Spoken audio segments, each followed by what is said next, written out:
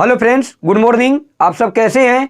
मैं आशा करता हूं कि आप सब अच्छे होंगे और आप सबका पढ़ाई भी सही से चल रहा होगा। हम लोग इस वीडियो में पढ़ने वाले हैं बीएसएससी का सेट नंबर 4। हाँ दोस्तों, जो पिछले ईयर में पूछ चुका है बीएसएससी पर आधारित क्वेश्चन, उसी को हम लोग सेलेक्ट किए हैं। याद रखिएगा, अगर वीडियो आपको पसंद आए तो वीडियो को अवश्य लाइक कीजिएगा। चैनल पर नए होंगे तो चैनल को सब्सक्राइब कीजिएगा।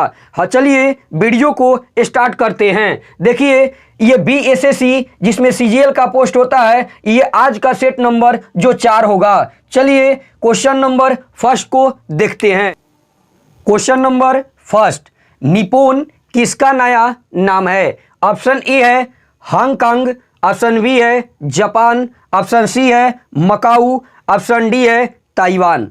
याद रखिएगा, निप्पॉन किसका नया नाम है? तो ऑप्शन बी जो राइट आंसर होगा। जापान को ही बोलते हैं, क्या बोलते हैं? तो निप्पॉन। याद रखिएगा। चलिए अगला क्वेश्चन 2 नंबर को देखते हैं। 2 नंबर क्वेश्चन क्या कहता है कि निम्नलिखित उपायों में से जो भारत के भुगतान की स्थिति के संतुलन को सुधारने में मदद नहीं कर सकता है? ऑप्शन ए है रुपया का अवमूल्यन, ऑप्शन बी है निर्यात पर उच्च शुल्क लगाने हैं। याद रखिएगा, ऑप्शन सी है निर्यात पर उच्च शुल्क लगाने, ऑप्शन डी है निर्यात प्रतिस्थापन के प्रोत्साहन। आपका राइट आंसर होगा बी होगा। याद रखिएगा, निर्यात पर उच्च शुल्क लगाने। याद रखिएगा। चलिए अगला क्वेश्चन की ओर हम लोग बढ़ते हैं। क्वेश्चन नंबर आपके सामने उपस्थित है 3 को देखिए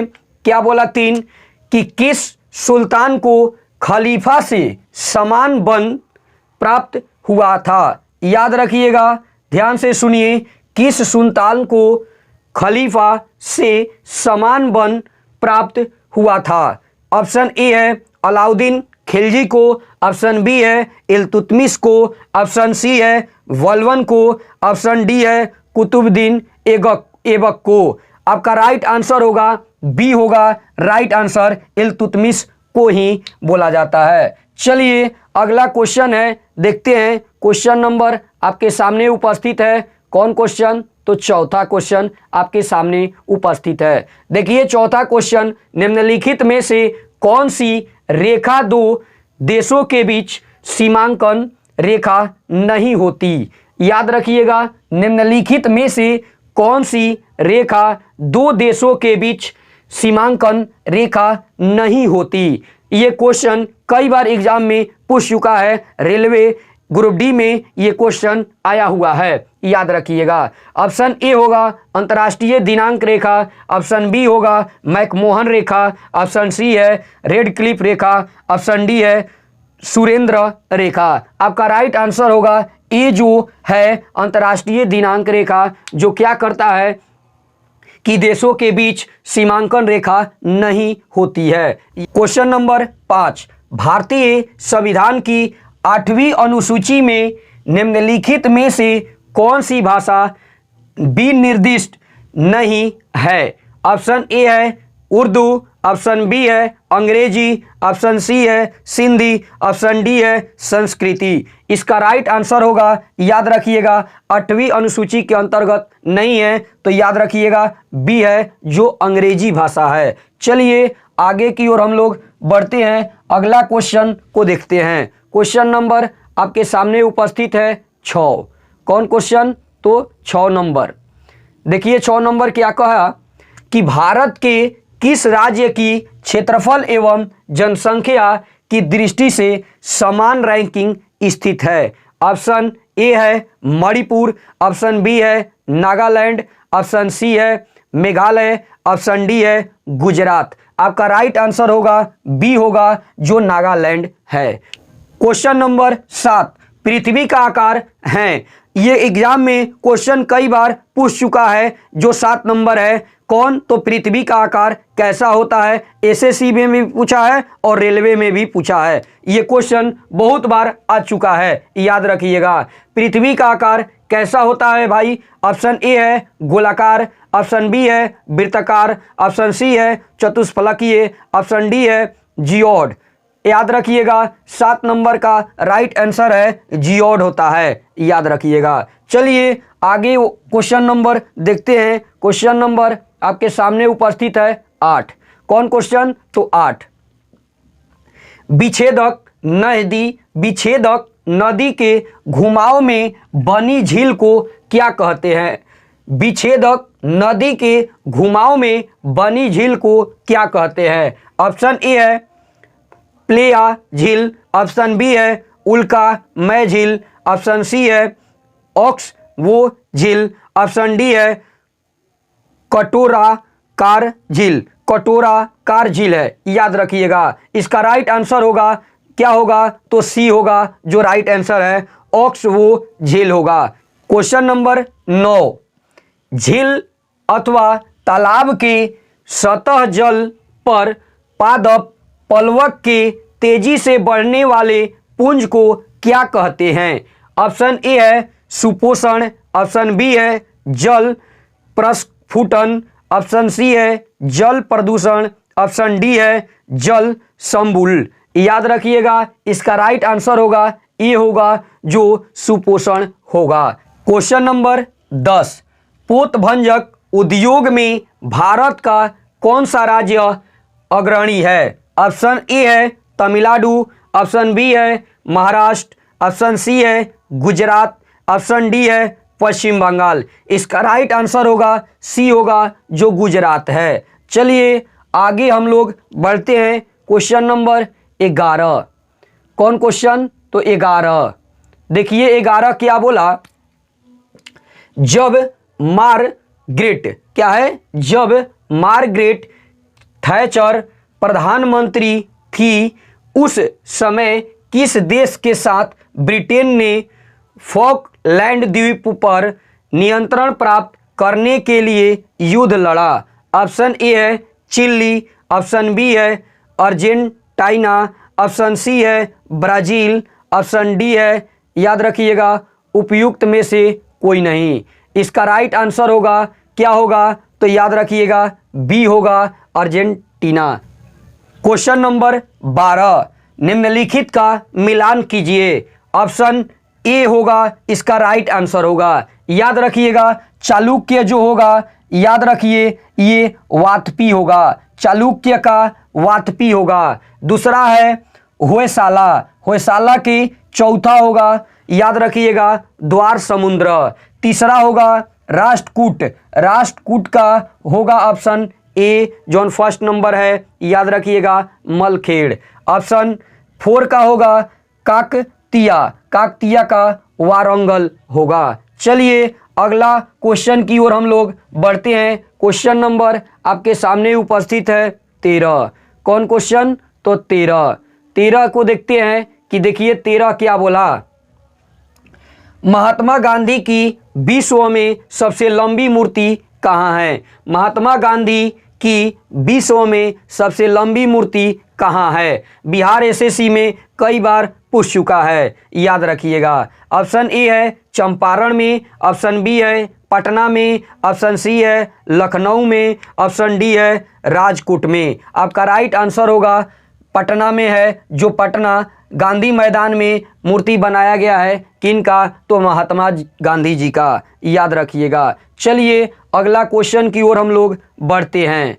क्वेश्चन नंबर 14 आपके सामने उपस्थित है। देखिए 14 नंबर, ये कलिंग के विरुद्ध अशोक के अभियान की जानकारी का मुख्य स्रोत निम्नलिखित में से क्या है? ऑप्शन ए है स्तंभ लेख 7वां, याद रखिएगा। बी है महावंश, ऑप्शन सी है दिव्य वदन, ऑप्शन डी है शिलालेख। ये 13 नंबर है, तो शिलालेख 13 नंबर जो राइट आंसर होगा ऑप्शन डी। चलिए अगला क्वेश्चन की ओर हम लोग बढ़ते हैं। क्वेश्चन नंबर आपके सामने उपस्थित है 15। कौन क्वेश्चन? तो 15 नंबर देखिए।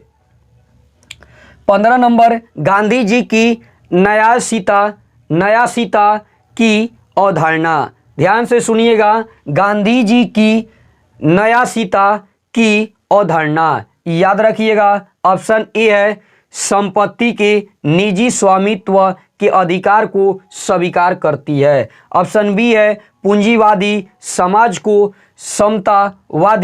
समतावादी समाज में रूपांतरित करती है। ऑप्शन सी है धन की स्वामित्व और उपयोग के विधायी विनियम को शामिल नहीं करती। ऑप्शन डी है न्यूनतम अथवा अधिकतम आयु को नियत नहीं करती। इसका राइट आंसर होगा बी होगा, जो पूंजीवादी समाज को समतावादी समाज में रूपांतरित करती है। आपका राइट आंसर होगा बी होगा, याद रखिएगा। चलिए अगला क्वेश्चन की ओर हम लोग बढ़ते हैं। क्वेश्चन नंबर आपके सामने उपस्थित होता है 16।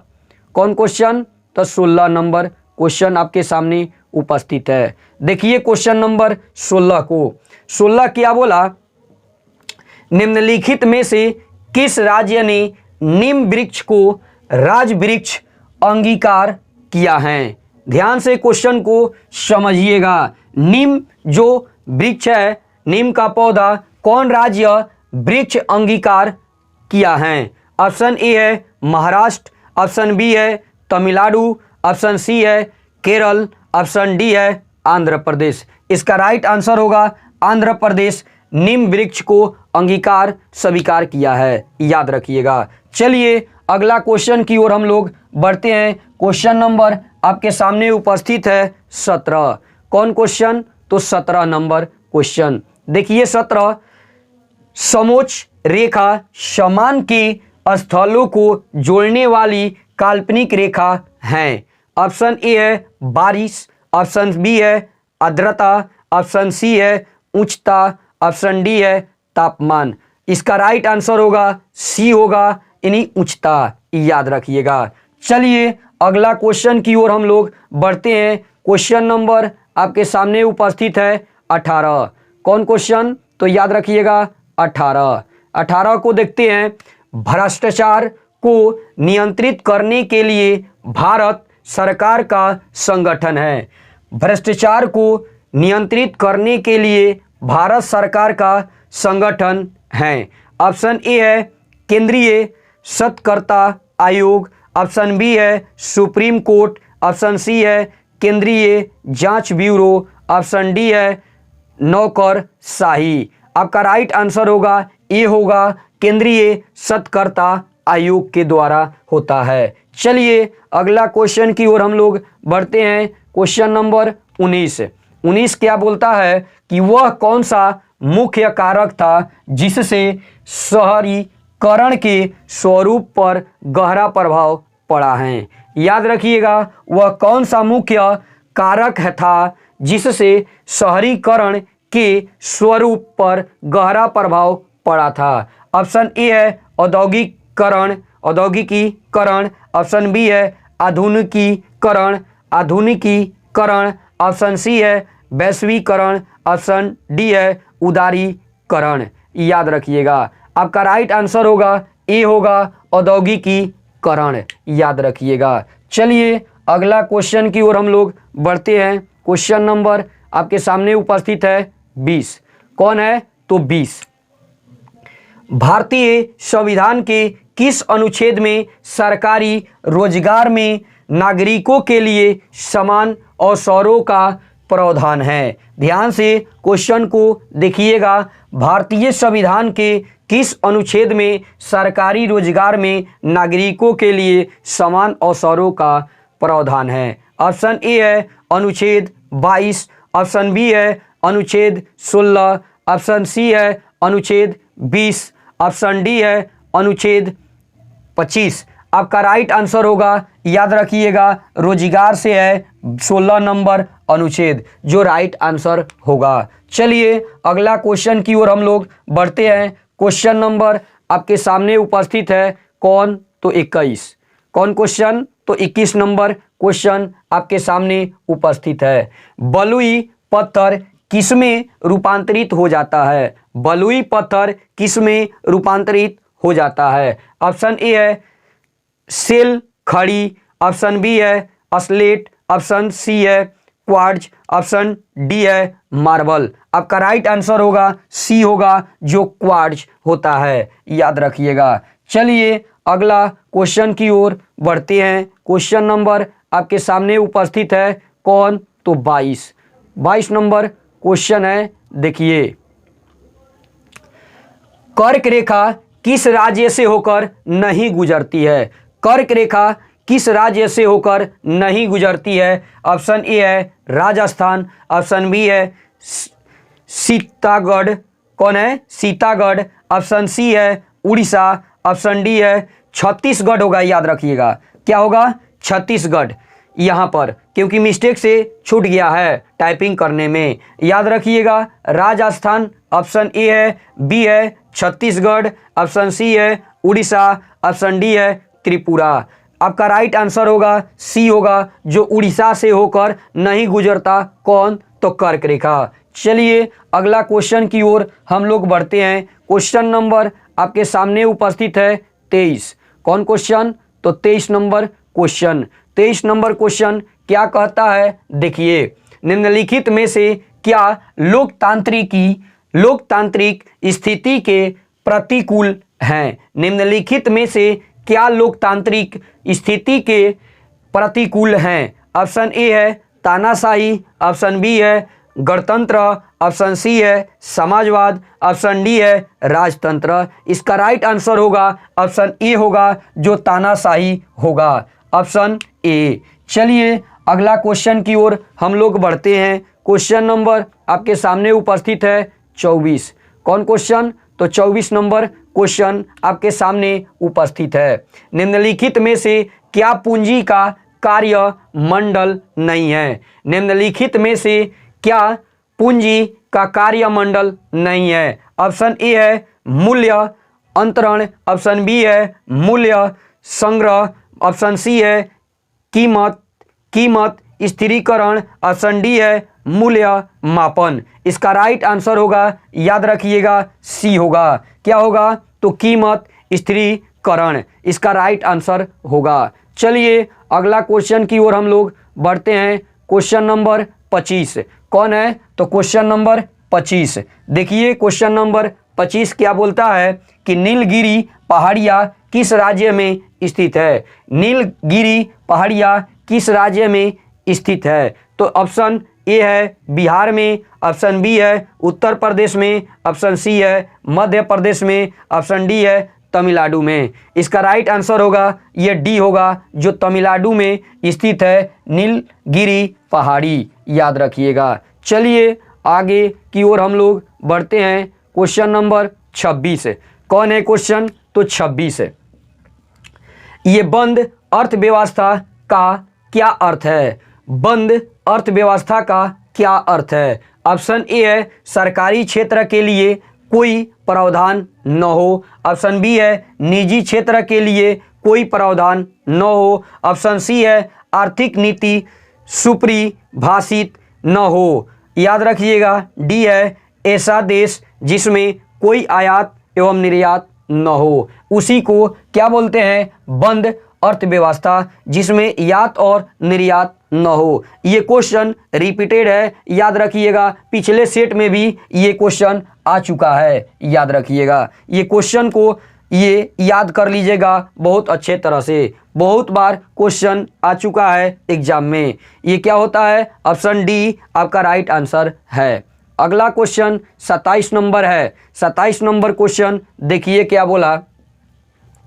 गांधार कला किसके अधीन फली फूली हैं? याद रखिएगा, गांधार कला किसके अधीन फली फूली है? ऑप्शन ए है कुषाण काल, ऑप्शन बी है सातवाहन काल, ऑप्शन सी है गुप्त काल, ऑप्शन डी है मौर्य काल। इसका राइट आंसर होगा ए होगा, याद रखिएगा कुषाण काल, इसका राइट आंसर होगा। चलिए अगला क्वेश्चन की ओर हम लोग बढ़ते हैं। क्वेश्चन नंबर 28 आपके सामने उपस्थित है। कौन क्वेश्चन? तो 28। ठीक है।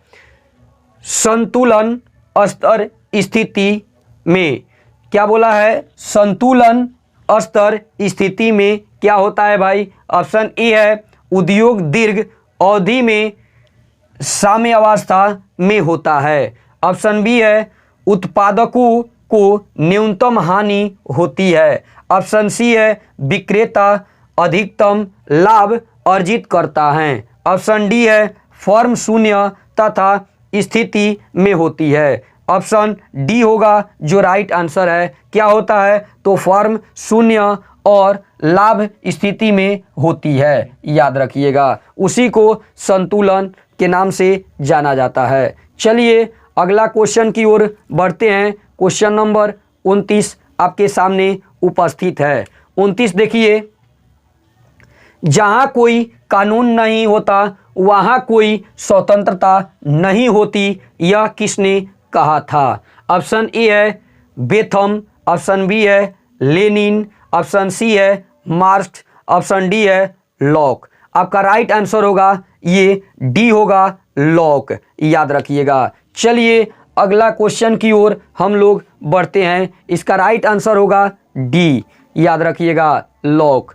चलिए अगला क्वेश्चन है ये 30 नंबर। कौन क्वेश्चन है? तो 30 नंबर क्वेश्चन, भारत के मुख्य न्यायमूर्ति के बारे में निम्नलिखित में से कौन सा कथन सही नहीं है? ऑप्शन ए है वह सभी उच्च न्यायालय के मुख्य न्यायमूर्ति की नियुक्त करते हैं, ये ऑप्शन ए। ऑप्शन बी है भारत के मुख्य न्यायमूर्ति राष्ट्रपति को पद की शपथ दिलवाते हैं। ऑप्शन सी है जब राष्ट्रपति और उपराष्ट्रपति दोनों के पद एक साथ रिक्त हो जाते हैं तब भारत की मुख्य न्यायमूर्ति राष्ट्रपति के कार्यों का निर्वहन करते हैं। ऑप्शन डी है भारत के मुख्य न्यायमूर्ति 65 वर्ष की आयु तक अपने पद पर रह सकते हैं। इसका राइट आंसर होगा, याद रखिएगा, ऑप्शन ए होगा जो गलत है। वह सभी उच्च न्यायालय के मुख्य न्यायमूर्ति की नियुक्ति करते हैं, यही आपका राइट आंसर होगा, याद रखिएगा, ए ऑप्शन। चलिए अगला क्वेश्चन की ओर हम लोग बढ़ते हैं। क्वेश्चन नंबर आपके सामने उपस्थित है। कौन भाई? तो आपके सामने उपस्थित है 31 है। 31 क्वेश्चन नंबर देखिए क्या बोला है। 31, भारतीय संविधान का कौन सा भाग राज्य के नीति निर्देशक सिद्धांतों से संबंध है? ध्यान से क्वेश्चन को देखिएगा। भारतीय संविधान का कौन सा भाग राज्य के नीति निर्देशक सिद्धांतों से संबंध है? ऑप्शन ए है भाग फर्स्ट, ऑप्शन बी है भाग थर्ड, ऑप्शन सी है भाग 6, ऑप्शन डी है भाग 5। इसका राइट आंसर होगा ये, याद रखिएगा, सी होगा भाग ये 6, आपका राइट आंसर होगा ऑप्शन सी। चलिए आगे की ओर हम लोग बढ़ते हैं। क्वेश्चन नंबर आपके सामने उपस्थित है 32। कौन क्वेश्चन? तो 32, भारत के संविधान का 44वां संशोधन मौलिक अधिकारों की श्रेणी में से निम्न किस अधिकार को हटाता है? ऑप्शन ए है बोलने की स्वतंत्रता, ऑप्शन बी है विधि के समक्ष समानता, ऑप्शन सी है संपत्ति का अधिकार, ऑप्शन डी है धर्म की स्वतंत्रता। इसका राइट आंसर होगा सी होगा जो राइट आंसर है। कौन होगा? तो संपत्ति का अधिकार, याद रखिएगा। चलिए अगला क्वेश्चन की ओर हम लोग बढ़ते हैं। क्वेश्चन नंबर आपके सामने उपस्थित है 35। कौन क्वेश्चन? तो याद रखिएगा ये 35 नहीं, ये 33 आपके सामने उपस्थित होता है। चलिए 33 नंबर क्वेश्चन को कवर करते हैं। 33 क्या बोला है? बिहार के प्रथम मुख्यमंत्री कौन थे? बिहार के प्रथम मुख्यमंत्री कौन थे? ऑप्शन ए है कृष्ण सिंह, ऑप्शन बी है केबी सहाय, ऑप्शन सी है माया प्रसाद सिन्हा, ऑप्शन डी है कर्पूरी ठाकुर। इसका राइट आंसर होगा ए नंबर होगा कृष्ण सिंह, जो बिहार के प्रथम मुख्यमंत्री हैं। याद रखिएगा क्या? तो प्रथम, ए नंबर आपका राइट आंसर होगा। चलिए अगला क्वेश्चन की ओर हम लोग बढ़ते हैं। क्वेश्चन नंबर 34 देखिए, निम्नलिखित में से कौन सा एक भारत का तेल क्षेत्र सबसे प्राचीन है और अभी भी तेल उत्पादन करता है? ऑप्शन ए है बॉम्बे हाई, याद रखिएगा। ऑप्शन बी है डिगबोई, ऑप्शन सी है अंकलेश्वर, ऑप्शन डी है नहर कटिया। याद रखिएगा, इसका राइट आंसर होगा बी होगा, जो डिगबोई पहले से भी था और अभी भी है। याद रखिएगा, तेल शोधन करता ये है डिगबोई। याद रखिएगा, क्वेश्चन नंबर आपके सामने उपस्थित है 35।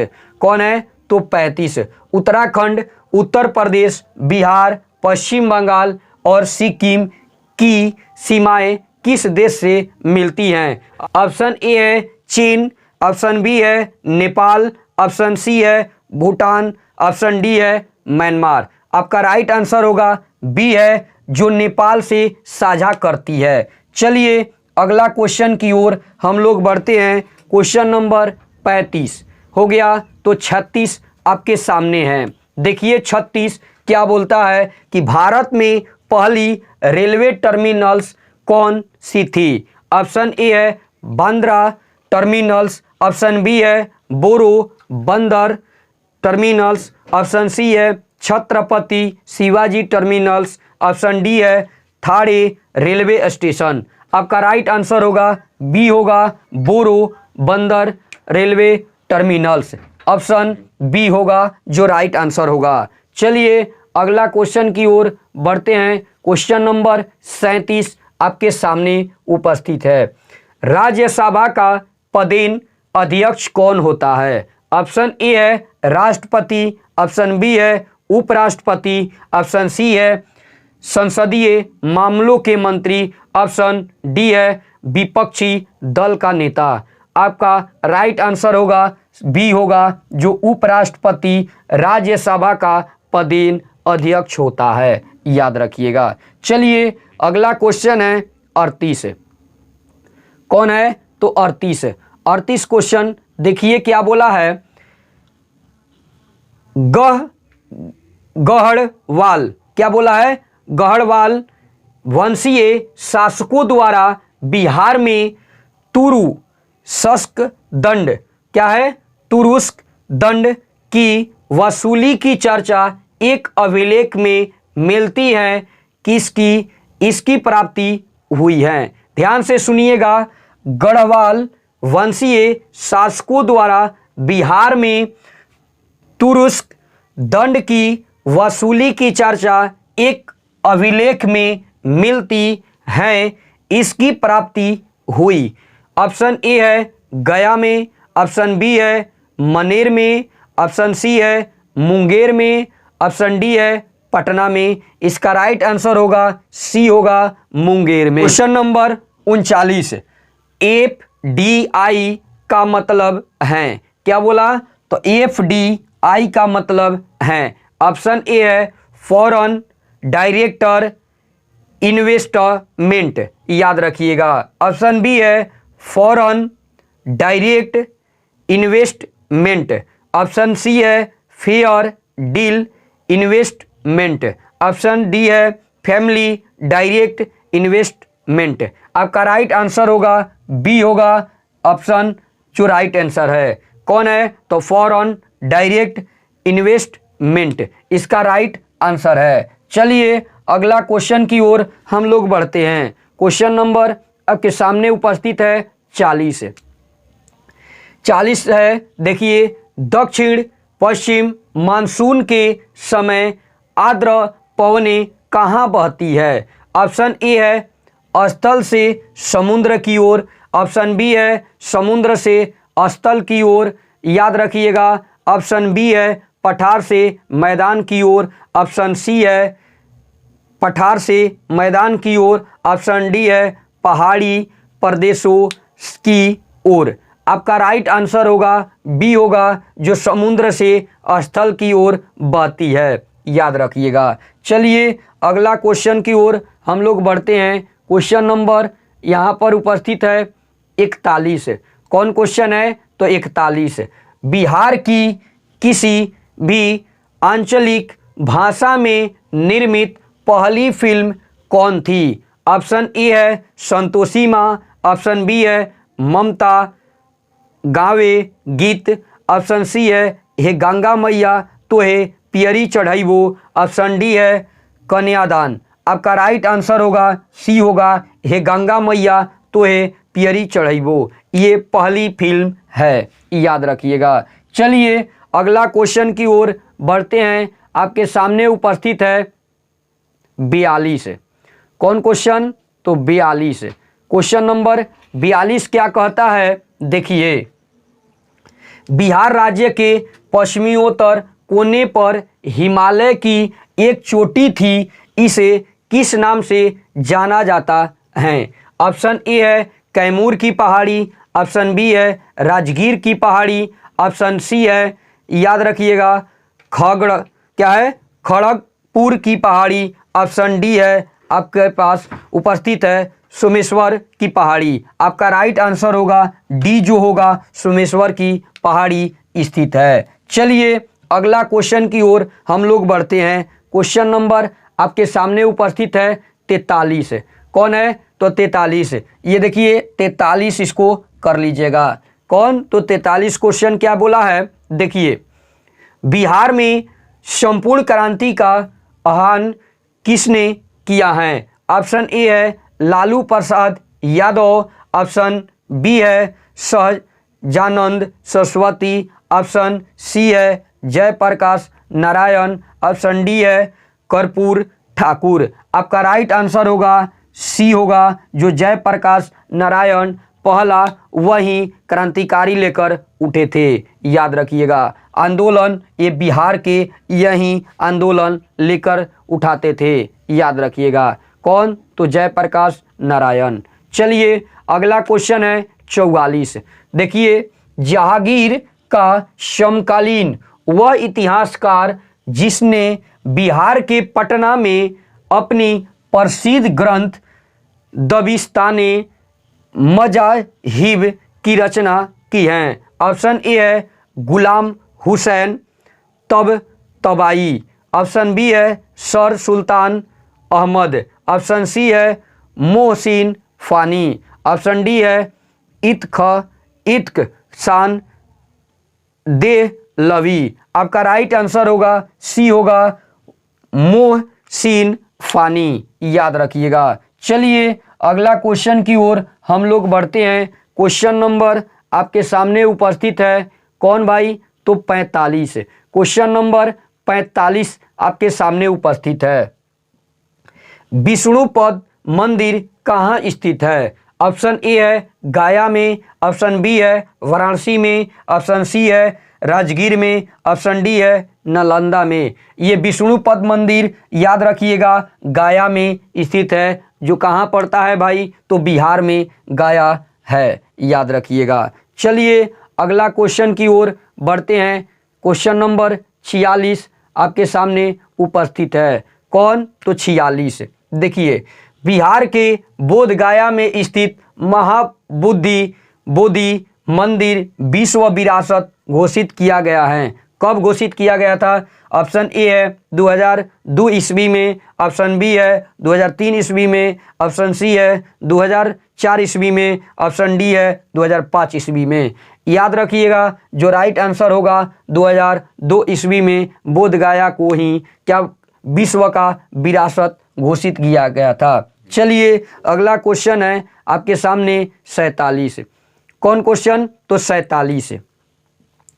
कौन सी दो नदियां अरब सागर में गिरती है? ऑप्शन ए है गंगा यमुना, ऑप्शन बी है सरस्वती महानदी, ऑप्शन सी है सतलज ब्यास नदी, ऑप्शन डी है नर्मदा और ताप्ती नदी। आपका राइट आंसर होगा डी होगा नर्मदा और ताप्ती नदी, जो कहाँ गिरती है? अरब सागर में गिरती है। यही दो नदियां हैं। कौन? तो नर्मदा और ताप्ती। चलिए अगला क्वेश्चन की ओर बढ़ते हैं। Question number 48। देखिए, भारतीय अंतरिक्ष अनुसंधान संगठन इसरो कहाँ पर स्थित है? ऑप्शन ए है, याद रखिएगा, बेंगलुरु, ऑप्शन बी है हैदराबाद, ऑप्शन सी है अहमदाबाद, ऑप्शन डी है मुंबई। इसका राइट आंसर होगा ए होगा जो बेंगलुरु स्थित है। कौन? तो इसरो, याद रखिएगा। चलिए अगला क्वेश्चन है 49। कौन है क्वेश्चन? तो 49। बिहार टाइम्स नामक समाचार पत्र की भूमिका बिहार प्रांत के निर्माण के मांग को प्रस्तुत करने में अत्यंत महत्वपूर्ण थी। इसका प्रकाशन कब आरंभ हुआ था? ऑप्शन ए है 1894 में, ऑप्शन बी है 1898 में, ऑप्शन सी है 1902 में, ऑप्शन डी है 1906 ईस्वी में। इसका राइट आंसर होगा 1894 ईस्वी में हुआ था स्टार्ट, याद रखिएगा। ये आज का हमारा लास्ट क्वेश्चन यहाँ पर उपस्थित है 50। देखिए 50 नंबर क्वेश्चन लास्ट क्वेश्चन है। बिहार राज्य में कहाँ पुरातात्विक संग्रहालय की स्थापना की गई है? ऑप्शन ए है नालंदा में, ऑप्शन बी है वैशाली में, ऑप्शन सी है बोधगया में, ऑप्शन डी है उपयुक्त सभी। ये उपयुक्त सभी होगा जो राइट आंसर होगा डी, याद रखिएगा। ये आज का हमारा क्वेश्चन समाप्त होता है। अगर वीडियो आपको पसंद आया है तो वीडियो को लाइक करें, शेयर करें, चैनल पर नए होंगे तो चैनल को सब्सक्राइब करें। चलिए तब तक के लिए जय हिंद दोस्तों।